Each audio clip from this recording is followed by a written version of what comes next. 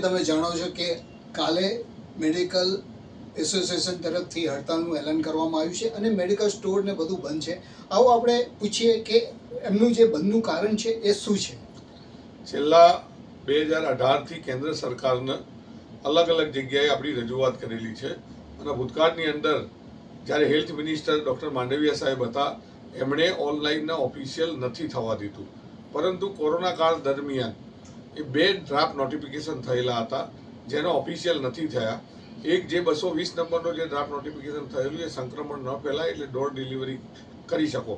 Drug કંટ્રોલરે 4 વર્ષ પહેલાં આને નોટિસ આપી છે. દરેક સ્ટેટના ડ્રગ કંટ્રોલરે કીધું છે કે આ ગેરકાયદેસર ચાલે છે એને બંધ કરો, પણ મોટા મોટા ચેમ્પિયન લોકો આજે મોટા ડીપ ડિસ્કાઉન્ટ, આજે કોર્પોરેટ લેવલના મોટા સ્ટોર્સોની અંદર ખૂબ મોટું ડિસ્કાઉન્ટ આપવામાં આવે છે અને ડુપ્લિકેટ દવાઓ, આજે દવા કોઈ શોખથી નથી ખાતું. તો અમારી જે માગણી છે એ બંને ડ્રાફ્ટ નોટિફિકેશન કેન્સલ થાય. ડુપ્લિકેટ જે દવાઓ બજારની અંદર આવી રહી છે એમાં કડકમાં કડક કાયદો થાય. જે બનાવવાવાળા અને વેચવાવાળાને એની સજાની બહુ મોટી જોગવાઈઓ હોવી જોઈએ. આવી અમારી ડિમાન્ડો જે છે અને ડીપીસીઓ એબોલિશ થાય તો અમે પણ અમારી સંગઠનની તાકાતથી વધુને વધુ માર્જિન કંપનીઓ પાસેથી માગી શકીએ છીએ, પણ વધુ ડિસ્કાઉન્ટ આપી અને ડુપ્લિકેટ દવાઓ જે વેચાય છે, લોકોના સ્વાસ્થ્ય સાથે જે ચેડા થાય છે એનો અમને 100% વાંધો છે. એટલે અમારી આ ડિમાન્ડો છે અને ઓનલાઈન આજે ગેરકાયદેસર જે ચાલી રહ્યું છે એ નાના નાના વેપારીઓ માટે એક અસ્તિત્વનો સવાલ છે. દેશમાં જીડીપીની અંદર મધ્યમ અને નાના વેપારીઓનો બહુ મોટો રોલ છે. એ જ જો આ કોમ્પિટિશનમાંથી એમનું અસ્તિત્વ મીટી જશે તો આ દેશનો જીડીપી કેટલો ડાઉન થશે એ બી સમજવાની જરૂર છે. કાલે જે મેડિકલ સ્ટોર બંધ છે તો એની અસર આમ જનતા ઉપર શું પડશે? હિન્દુસ્તાનના 12.5 લાખ મેમ્બરો એક દિવસનું ટોકન બંધ રાખવાના છે. ગુજરાતના 35,000 વેપારીઓ બંધ રાખવાના છે અને અમદાવાદના 3,000થી વધુ વેપારીઓ દવાના બંધમાં જોડાવાના છે.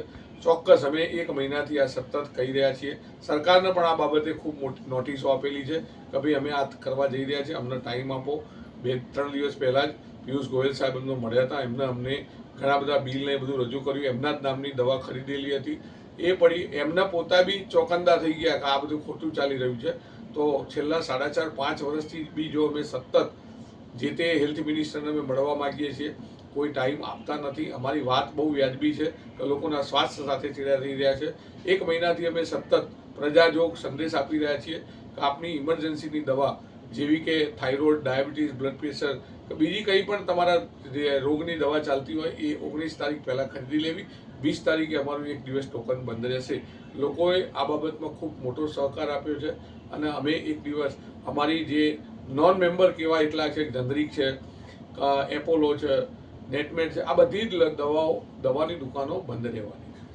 જેમ કે તમે જોયું કે ખૂબ જ સારી વાત કીધી છે. 1 મહિનાથી સતત ઇન્સ્ટાગ્રામ ઉપર, ફેસબુક ઉપર અને અન્ય સોશિયલ મીડિયા માધ્યમથી કહી રહ્યા છે કે 1 દિવસ અમારું બજાર બંધ રહેશે અને લોકોને અગર 1 દિવસ દવા નહીં હોય તો એવું નથી કે નહીં ચાલે. 1 દિવસ દવા અગર રહી બી જાય છે તો કંઈ વાંધો આવતો નથી, પણ તે છતાંય પણ અગર તમને આજે બી ખબર પડે તો તમે પોતાના હેલ્થ માટે આજે દવા ખરીદી લો અને કાલે દુકાનનું બંધ હોય તો સાથ સહકાર આપો. કેમેરામેન અંકિત પ્રજાપતિ સાથે અમદાવાદથી અલ્પેશ શાહ.